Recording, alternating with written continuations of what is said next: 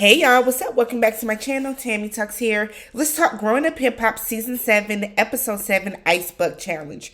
If you're new to my channel, I do breakdowns on various TV shows, both scripted and reality, interjecting my own thoughts, opinions, and theories into each and every recap. So, if you enjoy that type of content, go ahead, hit that subscribe button, thumbs up the video, hop in the comment section so we can go ahead and talk about everything that happened on yet another boring episode of this show. The show is just not what it used to be, right? We're getting further away from the main characters that we might actually sort of somewhat be invested in their lives, and they're jamming Sam and Egypt down everybody's throat who nobody cares about. Sprinkled in with a little TT, we're getting a lot of Jojo and Tiny, which I guess is getting back to like kind of the main core cast. But ultimately, the show is not good anymore because it's a bunch of individual scenes, right? We're not getting a lot of people filming together as the show used to be. That's when the show actually used to be better, when it wasn't every 3 to 4 episodes where we got the cast all together to see them interact. But let's get to it. So Jojo is out with their mother. Their mother must be out in LA. Jojo, Angela, and Vanessa's mother. And they're talking about the situation with Tanisha's father and how what happened at the baby shower. What's her name? Valerie? I think her name is Valerie. So Jojo's mother thinks that they just really need to talk. Sit down, hash it out, find out what the issue is. She's like, you know how Buck is. He's in the industry. He knows the game. Like, you just have to find out what the issue is with him. Jojo said he doesn't know what the issue is. They'll be good one day, and then a couple of months later, they're not good anymore. He doesn't know what to do about it. He wants to have one conversation and be done with it. Their mother feels that, look, y'all got to come to some type of truce.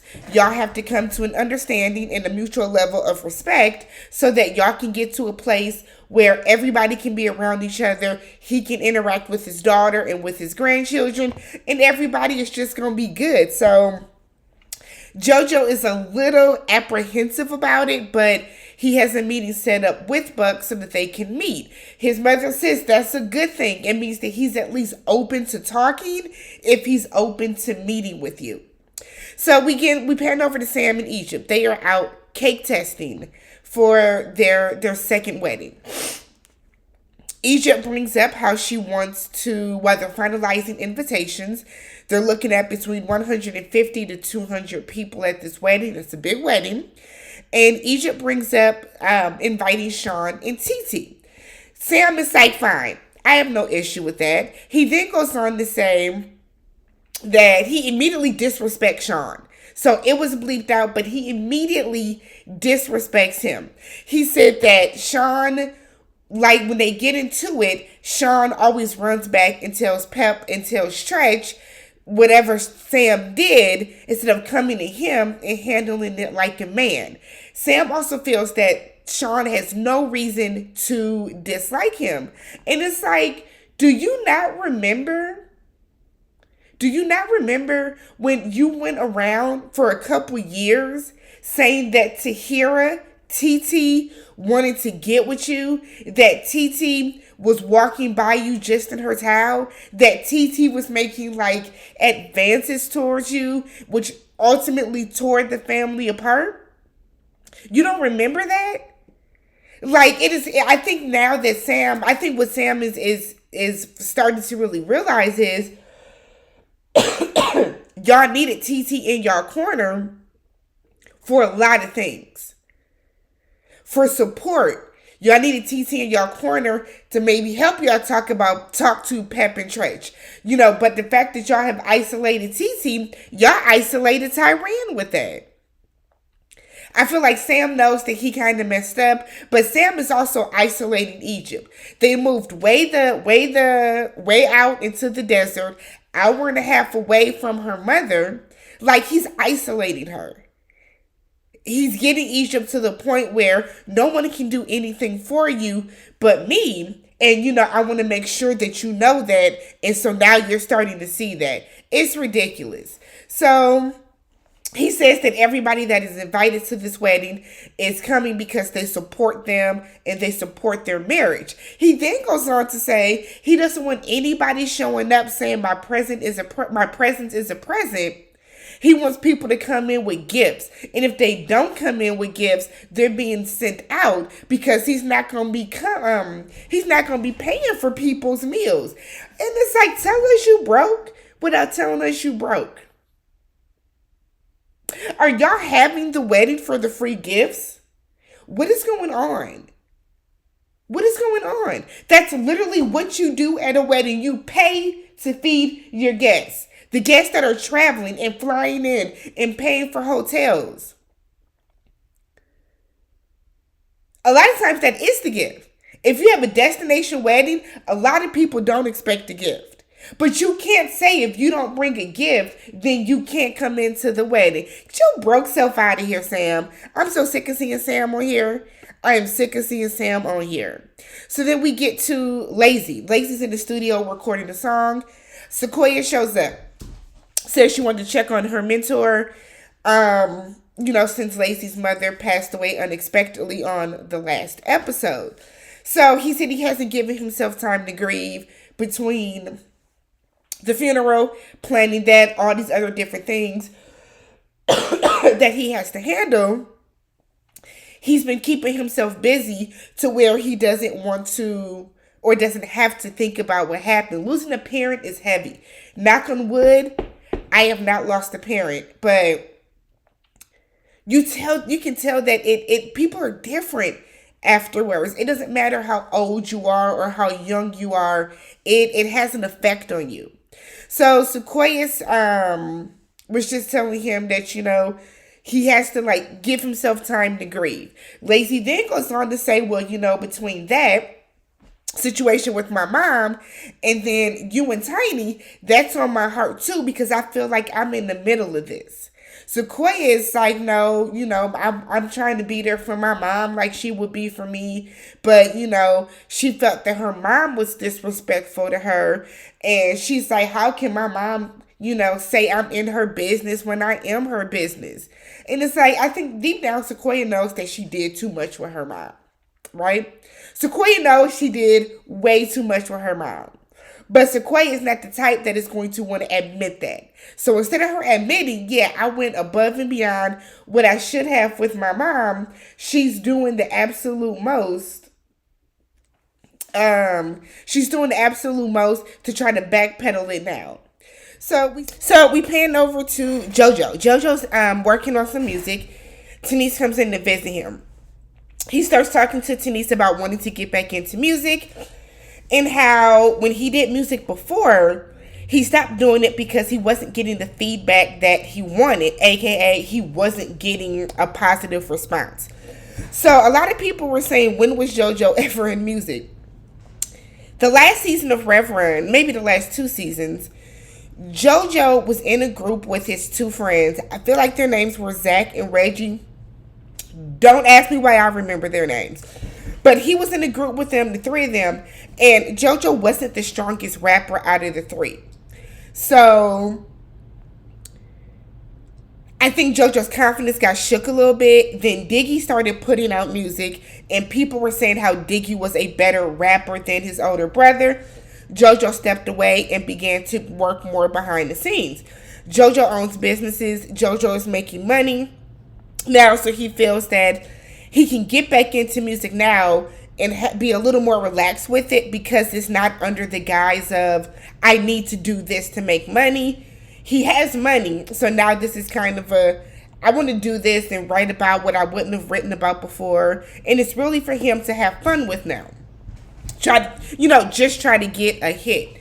So they then merge into talking about him meeting up with Buck.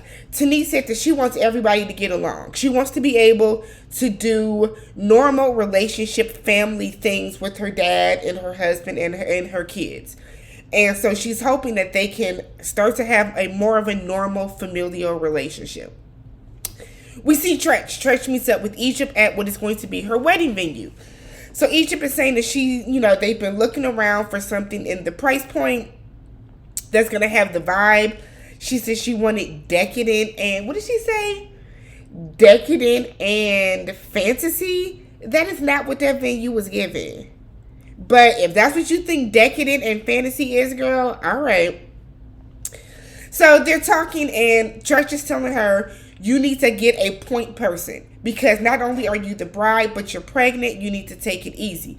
Hire somebody that can do these little tedious tasks for you so that you can relax more leading up to this wedding. He then talks about how Tyran was not at the first one.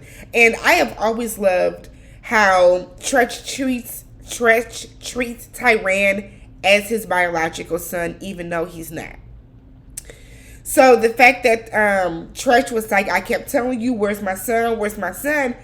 I didn't even realize Tyran wasn't there. I did not realize that Tyran wasn't there. So Egypt was saying that, I guess to kind of make up for that, she wants both Treach and Tyran to walk her down the aisle together. Okay. So we get to Sequoia. Sequoia goes by her mom's house. And both her mom's sisters are there, but they leave, or they at least go in a separate room. Tiny wants to know, what is the issue Sequoia has with her life? Sequoia feels that her mom is just trying to fill a void, and she has gotten herself into a relationship that she might not be ready for or might not even really want. And it's like, who are you to tell this lady what she wants and who she really wants to be in a relationship with? Sequoia is overstepping so far, it is ridiculous. On top of the fact that she was just trying to get with Twist last episode, who is a rapper, after telling her mom not to date a rapper. We really don't need Sequoia on here because Sequoia brings nothing to this show, to be real. Absolutely nothing. I don't even believe that Lacey is her real mentor. This is all storyline. So her mother tells her that who she dates and what she wants to do is ultimately her business. Sequoia feels like she doesn't want to get caught in the middle like she was between Tiny and Jojo, where they're looking for each other by calling her. Tiny tells her, Lacey's not going to do that. He's just going to pull up on me and find me. Whole different type of dude right there. Tiny then tells her ultimately Sequoia was disrespectful. Sequoia acknowledges that. She apologizes. This put things into perspective with her because she said that she would hate for something to happen to her mother while the two of them are beefing over something so trivial and stupid. They hug it out. Great. So we get a scene with Tyran and Treach. So they're meeting for lunch. Tyran is telling Treach how he just got a motorcycle license. Treach said, absolutely not. I don't ride nothing with no seatbelts and doors. I said, Treach, you ain't got no motorcycle? Haven't we seen him on like motorcycles and stuff before? Maybe not. So Treach asks Tyran about Sam. And he's saying how Sam is on timeout with him. And Tyran is like, why? So Treach says that he's not seeing any change within him. Like, you're married, you got a baby on the way, you need to get a job.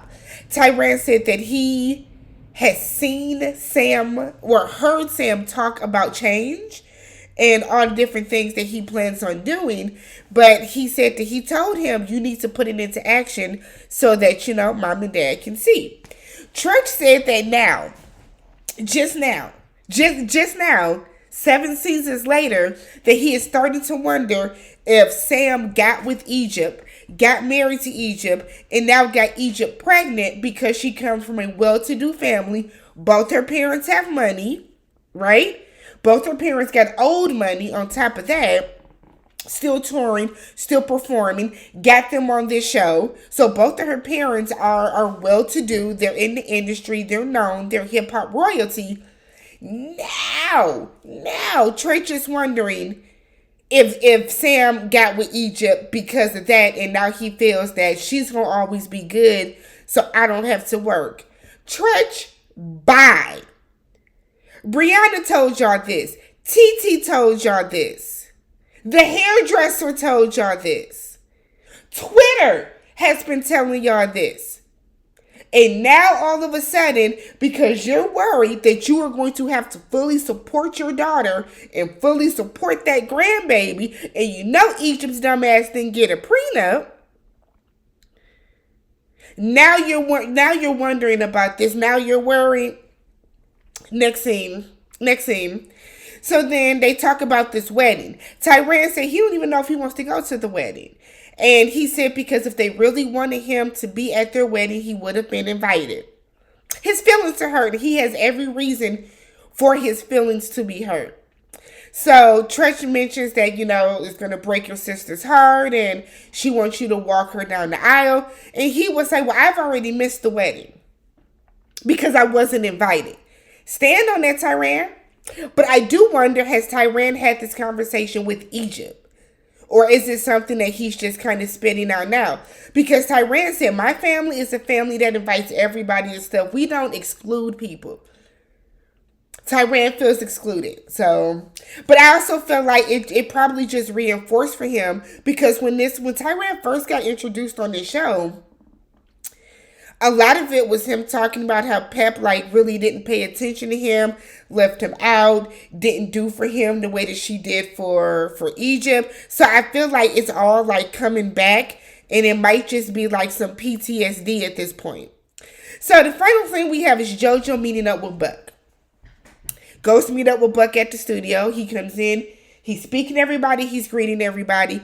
Buck immediately is disrespectful and says, "What up, little Jojo?" Jojo was like, "No, I'm Big Jojo." I'm like, all right. So basically, because there was a lot of back and forth about stupid stuff. Basically, it comes down to Buck feeling that Jojo does not have control over his family. Why is that? He said it goes back to the wedding. Denise did not want Buck to walk her down the aisle. She wanted to walk down the aisle herself. Denise more than likely has a very strained relationship, which we know, with her father. And because they have such a strained relationship with one another, she didn't want him to walk her down the aisle. Right? It's her decision. Buck feels that Jojo, being the man of the house, because there's a king and a queen, feels that Jojo, being the man of the house, the king in the house, should have told her, your father's walking you down the aisle. See, Buck wants Jojo to probably be the very controlling and misogynistic man that he is. And because Jojo isn't, it bothers him. He doesn't respect him. Because if Jojo was cussing out Denise, probably laying hands on Denise, and, telling Denise what it is and what it ain't going to be, Buck would respect him more and he would like it more. Jojo said, I'm not going to do that. Jojo said that was her decision. I can't make her do something for you. Jojo then goes on to say that the baby shower, that's not what that event was about. He said, Denise is upset that, you say that baby Jojo isn't even your grandson. Buck is saying that that's a joke. Nothing about that is a joke. Nothing about that is funny. Not one thing. Nothing about that is funny. So then it goes down to Buck saying that he was paying all the bills for them. Jojo saying that Denise cries on his shoulder when Buck hurts her feelings. Buck then goes on to say that he was paying their rent. He got them the apartment. Jojo said, you only paid for the baby shower. I pay for everything else. Now, I don't know. Okay, I don't know. Do I think that Jojo would let Denise's father or let Denise go to her father for money if they needed some over him maybe asking Reverend or asking one of his sisters? I don't know. I definitely, maybe not. I can see Jojo maybe not wanting to go to his older sisters if they needed money. But I don't think that Jojo would go to let Denise ask her father before he went to Reverend himself. Right? So it sounds like it was Buck just throwing stuff out. So they're going back and forth. Buck eventually gets upset and was like, leave. Jojo was like, no, play me some music. Let's just forget it. Let's just hear some music. Buck gets up, throws an ice bucket on him. All the ice comes out. So Jojo stands up to leave and says that that's what the women on Love and Hip Hop do. They throw drinks. Ultimately, Jojo leaves. A pointless scene is giving a little weirdo on Buck's side because it sounds like you're jealous of your daughter. I'm sorry. It sounds like you're jealous of JoJo. You have a strained relationship with your daughter. Y'all are not seeing eye to eye for a number of reasons, probably. And you want JoJo to basically force her to want to have this better relationship with you. And JoJo is not going to do that. Let me know what you guys thought down below. Hopefully the season picks up next week when Lil Romeo pops back up. Because, he don't have no money. And that's why he's back on the show. And we'll talk about it then.